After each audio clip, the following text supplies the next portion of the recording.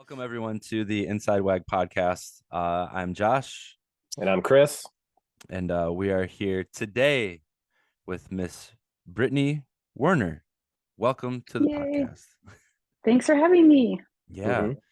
So Brittany is another coach at Working Against Gravity, and she's been with the company for I think around the same time as both me and Chris. So it's been 5 years, 6 years.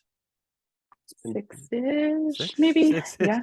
I like how we're Yeah. all just a little hazy on that because I don't know. you lose track of time super easy. I think we Yeah. all kind of came in around the same year, just different times throughout the years or something like that. Yeah. Yeah. Brittany does a ton at WAG. I mean, calling her a nutrition coach is, that is one of the things that she does, and she's very good at it, but she also handles a lot of administrative work and helps us coaches develop and comes up with different things for us to do, different education pieces and things like that. So it's really, really awesome to have you on today. So I wanted to kind of get things kicked off here and find out just a little bit more about you and where you're from and about your family and where you live, stuff like that. Cool. All right. So where I'm from, I'm originally from a really super small town in Southern Ohio called Ripley, Ohio. It's right on the Ohio River, about 50 minutes outside of Cincinnati. Mm. Grew up there, went to college in West Virginia, went to Marshall University in West Virginia, did my undergrad and grad school there. After that, this is a long story. After that, ended up in the Northern Virginia, Washington, D.C. area, was recruited for a job there as a registered dietitian, went to school for a nutrition degree, became an RD, started working there, lived in Northern Virginia, D.C. area for, about 5 years. Met my now ex-husband. He was in the military. We moved to Europe, lived in Europe for about 10 years, all over Europe. Had a couple kids, had 3 girls who are amazing, and ended up now where I am in central Pennsylvania, live in Carlisle, Pennsylvania, with my 3 girls, Elin, Cora, and Addie. Awesome. So long story to end up back in Pennsylvania, which is all not that far from Ohio. So Right yeah. on. So you said you got your RD when so you've been a registered dietitian for how many years? Oh, you're gonna make me say Oh, how old I stop. am. No, that's okay. I don't care. So I became a registered dietitian in 2006. Okay. Awesome. Yeah. And can you take a second to differentiate between what that means as being a registered dietitian as opposed to a nutrition coach? Yeah, totally. So to become a registered dietitian, there are a few steps you have to go through. First is to have an undergraduate degree in nutrition, and then to complete a practicum, which is a little different depending on which where you complete the practicum. And sometimes it is in grouped together with a graduate program, which is how I did it. I tried to kill 2 birds with 1 stone. It's a 180-hour practicum, which is unpaid usually, which is horrible as a struggling college student. So you do all different types of nutrition. You can do it in a hospital. It tries to get you experience in all different types of nutrition, right? Pediatric nutrition, geriatric nutrition, with renal nutrition, people who have just had heart attacks, food service, all of this. So it basically is free labor in all different types of nutrition. Then you pass a board certified exam, and that lets you practice medical nutrition therapy, which is very different than what you're doing as a nutrition coach. The difference there is, like, what we practice here at WAG is we are nutrition coaches, where we are here to help guide you through nutrition choices, but we are not practicing medical nutrition therapy. Mm. So we are able to work here at WAG with folks who maybe have medical issues. For example, if you have type 1 diabetes, we can certainly work with you here at WAG, but we are not managing your type 1 diabetes. We can say, yes, hey, we can help you make food choices, but we're not managing your insulin, right? That's for a registered dietitian to handle and in conjunction with your medical provider, right? Sure. So those are the differences there. Yeah, that makes a lot of sense. And we have three RDs on staff here at WAG. So it's That's right. myself, Alex Olskin, and Taylor Lucas. Yeah. Yep. So I know that for myself, I've worked with, like you mentioned, people with diabetes, and there's a constant conversation about what their endocrinologist advises, and like checking up on that.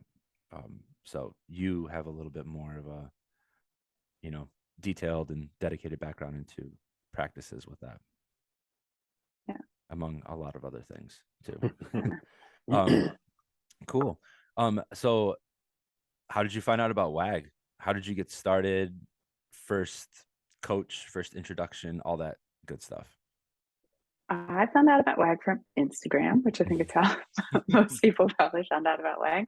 Yeah. I had just given birth to my youngest daughter, Addie. I remember exactly where I was. I was sitting on the floor nursing Addie, flipping through Instagram, and found a post from Molly Baumer, who is a former CrossFit athlete, Yeah. and had posted about a 7-week transformation. I can close my eyes and vividly remember the post. And she had posted about working against gravity, and I thought, oh, what is this? Clicked on it and immediately signed up and became a client. Started working with a coach. Worked with my coach and did not tell my coach what I did for a living. She never asked, but I didn't tell her what I did for a living. I didn't want her, looking back, I don't think she would have treated me any differently, but I didn't want her to know that I was a dietitian, because I didn't want her to think, as a nutrition coach, she didn't have a background in nutrition other than her nutrition coach training. I didn't want her to treat me any differently. So I didn't tell her what I did for a living. I just followed her advice, did exactly what she told me to do, and the results spoke for themselves. So let's see, that was maybe in November. I think I worked with her until maybe February, and I thought, I want to be a part of this. Yeah. So I just out of nowhere said, are you hiring? Is there any way I can be a part of this? And she said, well, let me reach out to a DNC, and the rest is history. I think that was maybe in February, and by March, end of March, April, I became a substitute coach, and here we are. Wow. That's awesome. Yeah. Chris asked me this question during our interview, and I think it's a really good question. Do you remember your first sub assignment? Yeah. Yeah. Yeah. I covered for you, Josh. For me? Yeah. No way. Yeah. How about that? Yeah. That was not a trick question, by the way. I did not. No, that was not. I remember, that was not a setup. Yeah, and it was back in the spreadsheet days before we had Seismic.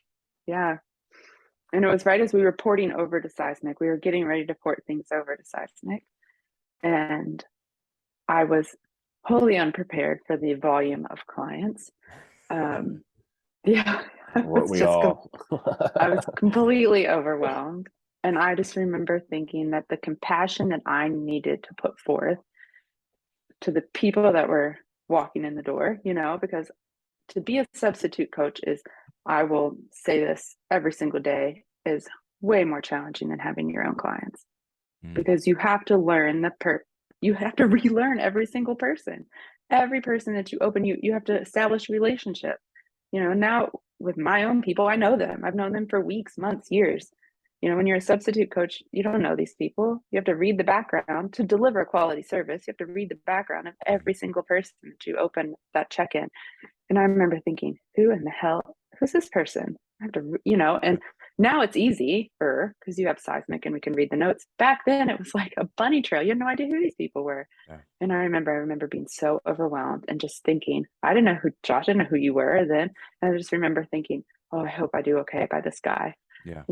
And his people. And then the spreadsheet, scared I was going to click on the wrong damn thing and it was going to mess it all up. And you remember those spreadsheets, if you clicked on the wrong thing, it was like exclamation errors everywhere. And it was, oh God, yes. I remember. Yep. Yeah. That was horrible. Oh, that spreadsheet. Yeah, it's a different time, but it definitely speaks to how evolved our practices and our ability to coach has become, because it has been made easier by Seismic. Hands down. Yeah. You guys And still have one of the spreadsheets? We should show it to coaches. Oh our yeah, current coaches. I've got it. Yeah. Yep. Yeah, that's a little piece Remember of when? history right there. Yeah. Yeah. Do you ever look back at your old check-ins to your coaches?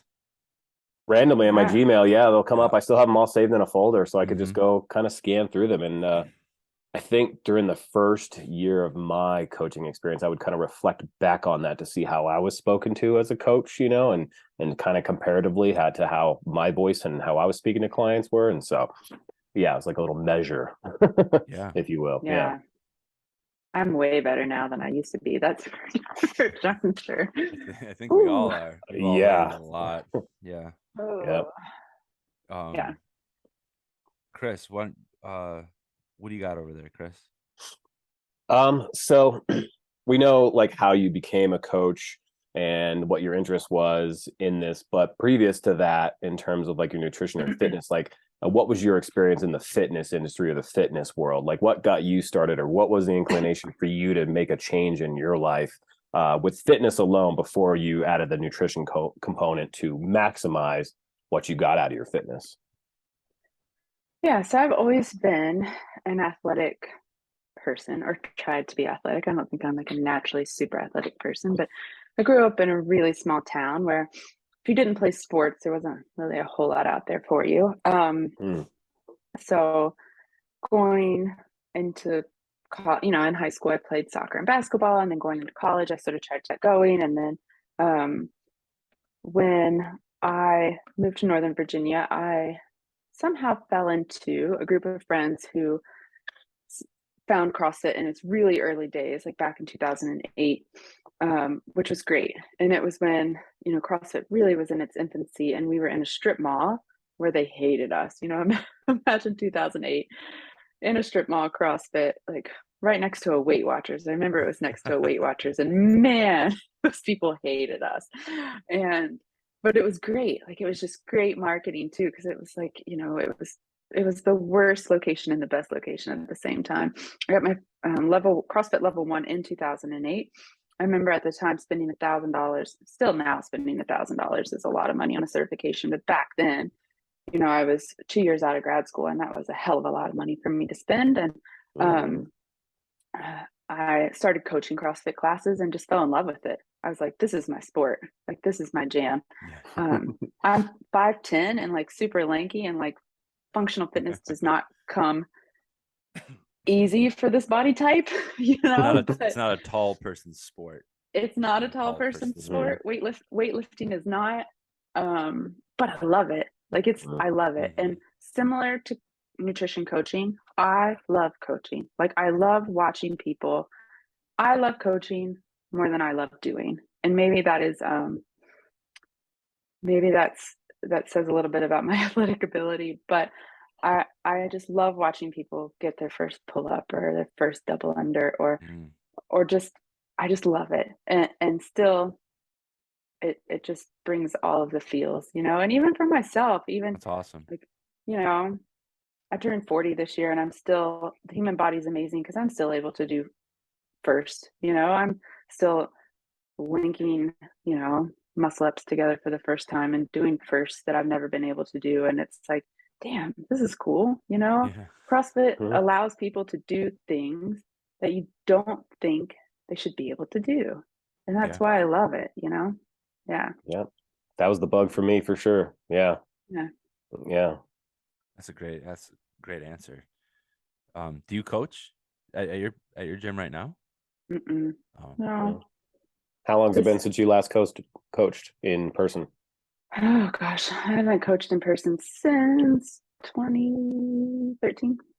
Wow. Got it. Yeah, it's been a long time.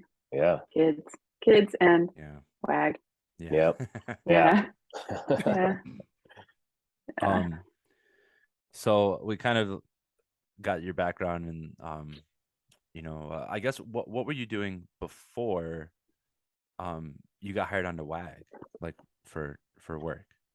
So I worked for a bariatric surgery center. I was a lead dietitian there. So folks who were looking to have weight loss surgery, who were coming in either for gastric bypass or gastric sleeve. So those are primarily folks who had reached, the end of the road, either for medical reasons or mobility reasons, and really were at a point where they needed something drastic to happen in their life to keep going. And that was really the most rewarding work I had done in a really long time. I loved working with that population of people because they were so driven to make a change in their life. And for a lot of them, they needed to go through 3 or 6 months of nutrition counseling before their insurance would approve their surgery. So I ran that program for them. And it was great. It was hard. It was emotionally very challenging for that population of people, but to see them reach a goal and then ultimately have surgery. And I wasn't usually on the back end to see, that was another team of dietitians, but I worked with them on the before part to go through the 3 or 6 months that their insurance needed for approval. And that was great. I loved working with them, but I was ready for a change. And when WAG and the D hired me on, I was ready to work here. But yeah, I was sad to see that go. Sure. Was it tough to get away from the in-person discussions and the in-person coaching or nutrition counseling and going completely virtual? Yes and no. Like, I had 3 small kids at the time, so I was super happy to have a job opportunity where I could stay home. I mean, that's a mom's dream. It really is. Like, and even now my girls are 7, 10, and 11. I'm able, like, this job has afforded me a life that I wouldn't have otherwise, Yeah. So while I miss it, I was having this discussion with someone earlier this week. It's like, someone said, "Isn't it great to work from home?" I'm like, it's amazing to work from home. And I've had this discussion with Chris before. It's amazing to work from home. But then you have to force yourself to see other people.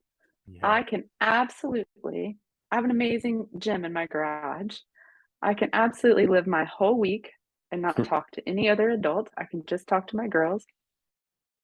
And it wouldn't be anything out of the ordinary, Yeah.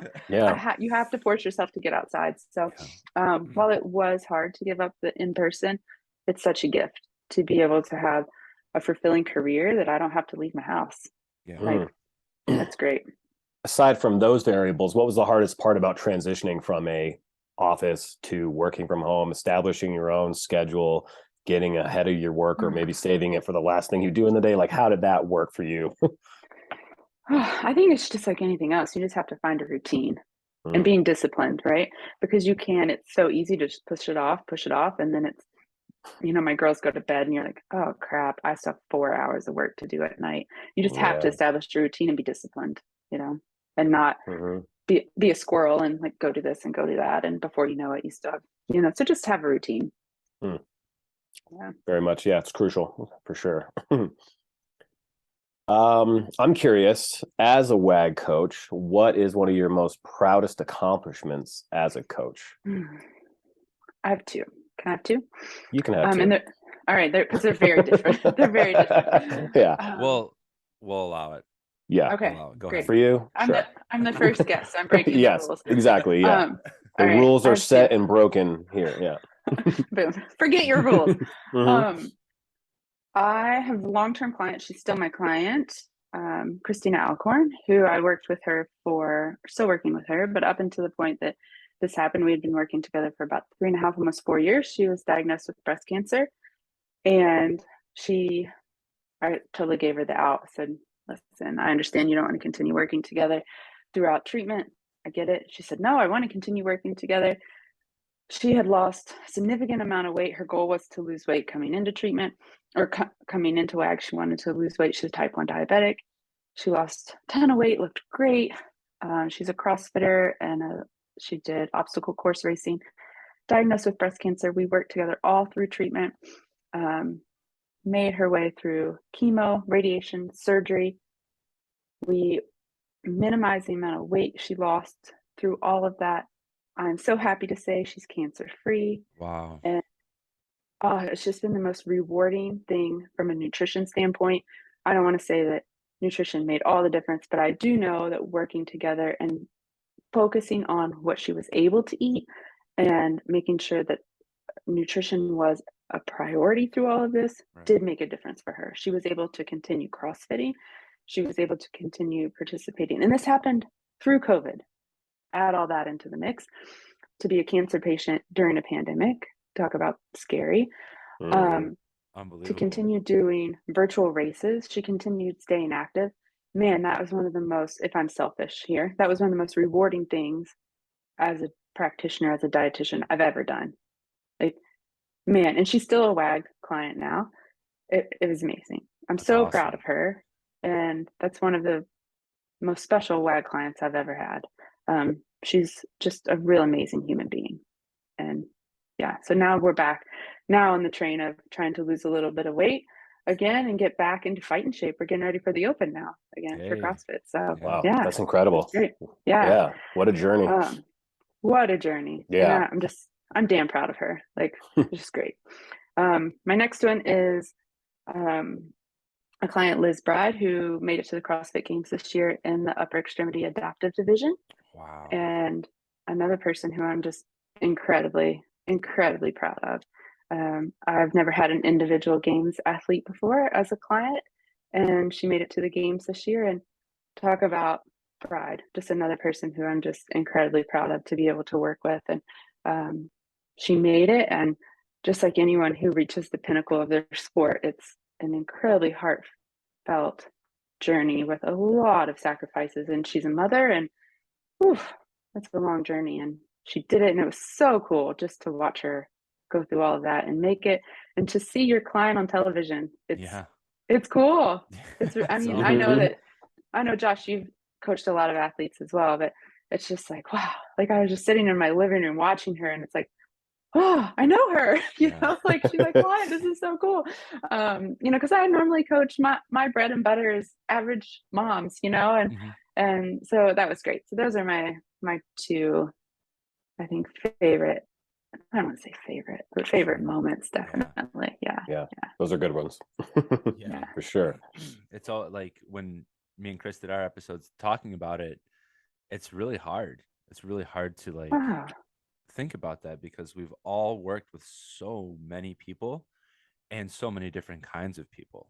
You know, I'm sure that, I mean, those are incredible stories. Those are like abnormally incredible stories, but I bet that if you open like your client list on any given day, you could, you know, most coaches, I would say probably all of us could pick one from like every single day that has had some sort of like major, I mean, we have had an impact on their lives, but they've also had an equally impactful you know, effect on us too. So it's, yeah, those were great. That was like, man, those are powerful stuff, powerful journeys those women have been on.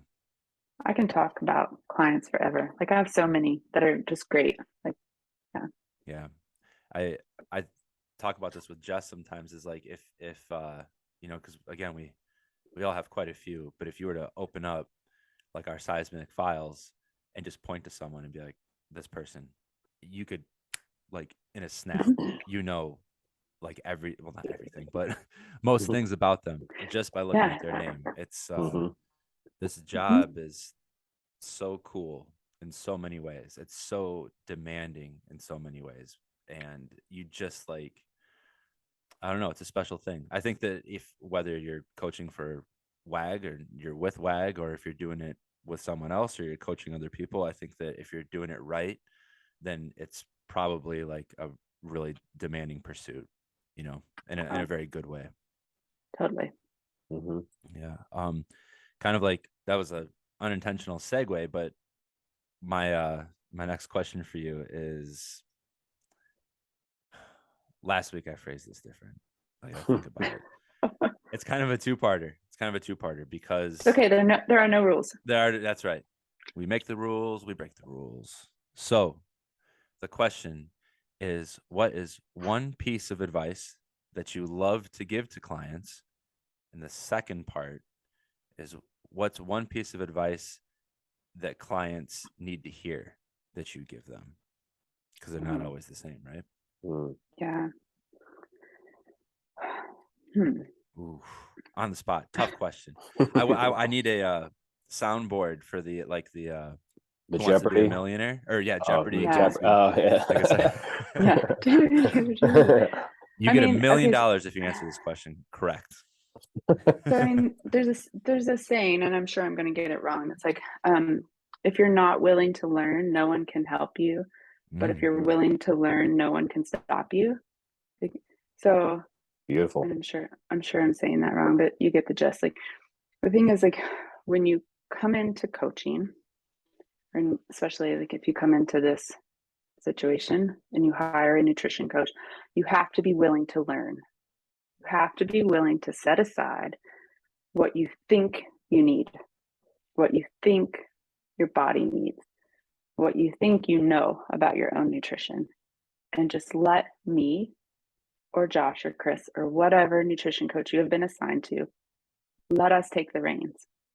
Just let us do it for 12 weeks or however long you're willing to trust us. Let us do it.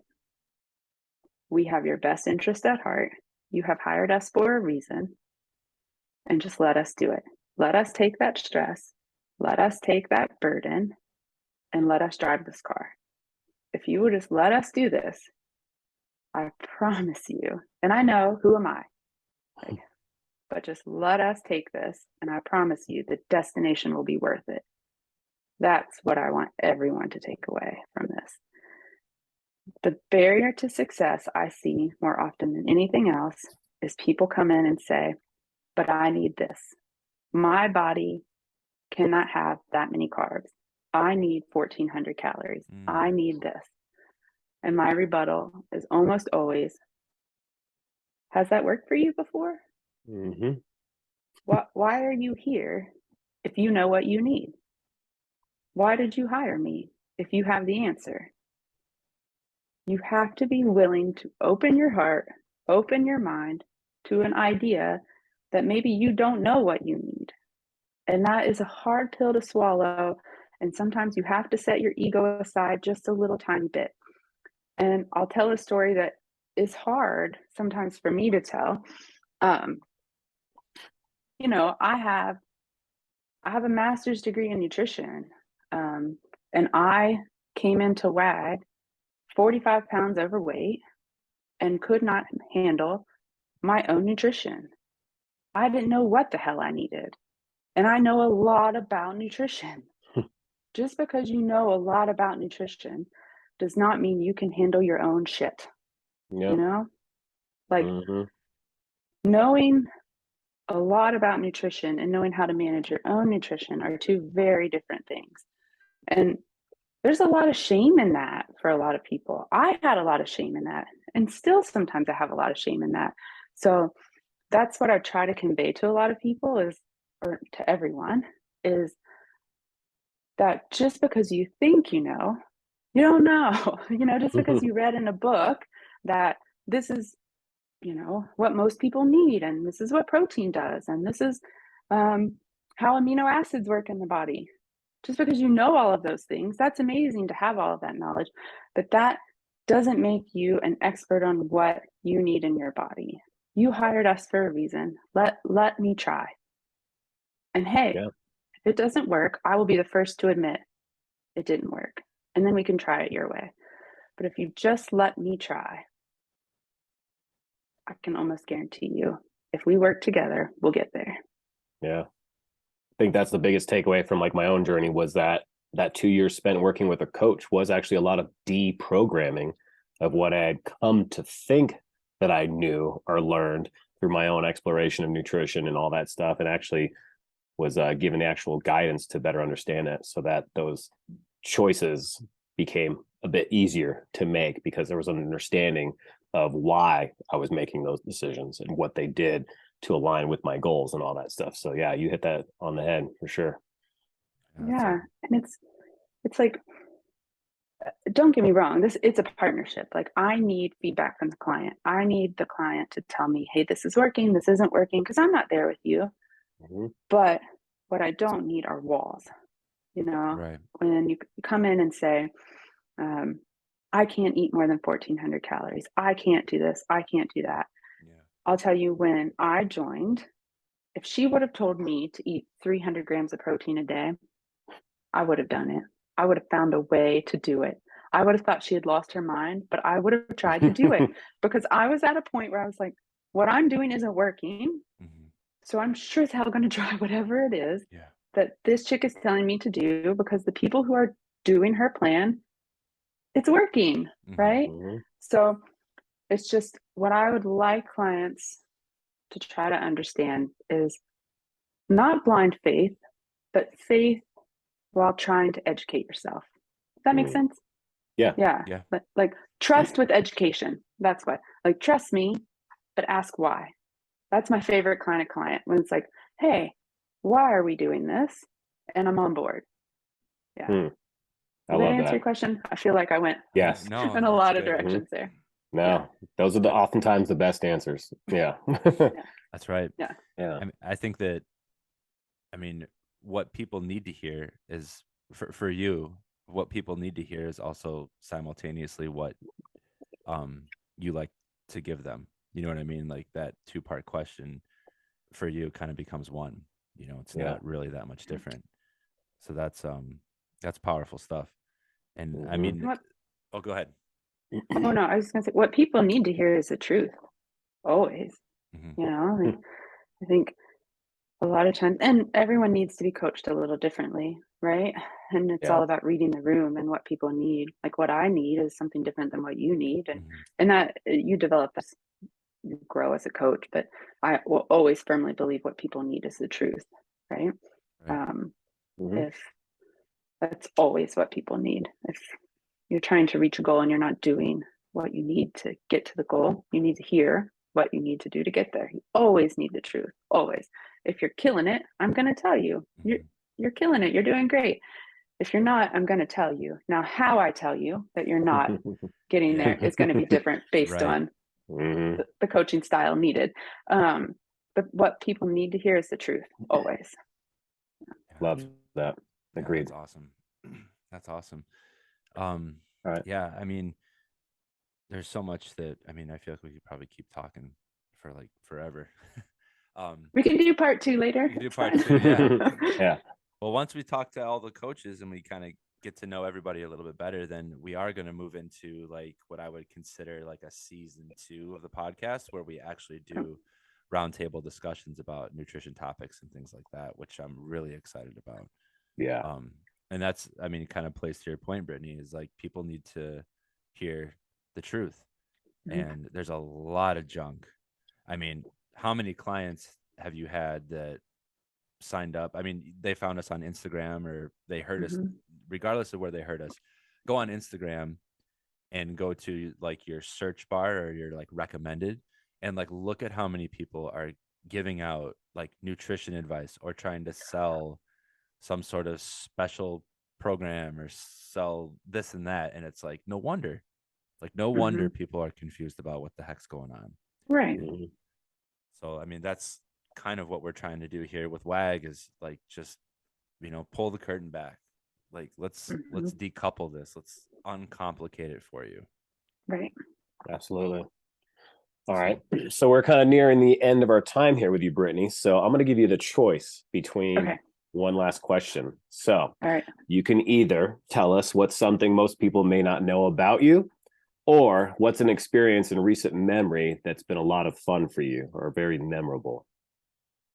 Oh, I'm a pretty open book, so I feel like most people know most things. I don't know. A recent memory that's been fun. We'll go with a recent fun memory. Okay. The summer, I had a really fun summer. I feel like it was the first summer that, for the past few years, it's been like COVID junk. So I feel like this summer was really the first summer in a while that felt normal. And I was able to go on trips with my girls, and it was great. And so the three of us, well, the three girls plus me, we went. I have great friends in my neighborhood. I live in a great neighborhood. We went to the beach, went to Myrtle Beach. It was wonderful. And it was the first trip. My girls, I think I told you earlier, are 7. I have to think 10 and 11. She's getting ready to turn 10, so she's 10. 7, 10, and 11. And it was the first time we went to the beach, and I didn't feel like I had to constantly watch. And it wasn't like someone was going to drown at any minute, you know? I mean, Josh, you know how that is. It's not like you're at the moment where someone could drown at any moment. So, and it was just so nice. It was just nice to be at the beach and like, it's not, you weren't worried about anyone breathing on anyone. And like, it's just like, we could just, It was fine. And it was just the stress of the past 2 years. I really had a moment sitting there at the beach where it was like, I almost had this like, "Oh, God, we made it" moment. Mhm. And it was like, this is so relaxing. And it was great. And it was the first trip I had taken by myself with my 3 girls. And that was like, we drove 10 hours there, and it was just really great and wonderful. And we had a wonderful week, and we were there with the neighbors and their kids. And it was just a wonderful summer. We just had a great summer, actually. This whole summer was great. And freaking freezing here today, Yeah. which is horrible, but I just had a wonderful summer. And it was, as my girls get older, I cherish these summers because I know they're starting to be few and far between, but, so the summer was great. And I'm starting now to live for these summers, and Yeah. summer trips, but that was wonderful. And as they're getting older, like I said, I just cherish those memories more and more. And it makes me, tying back into your question about working from home, it makes me cherish this job and what we do even more. Being able, like now, they're going to be home here in 45 minutes, makes me cherish this even more than I'm here when they get home from the bus. Right. And how thankful I am to be able to build a career where I'm here when they leave in the morning and here when they come home.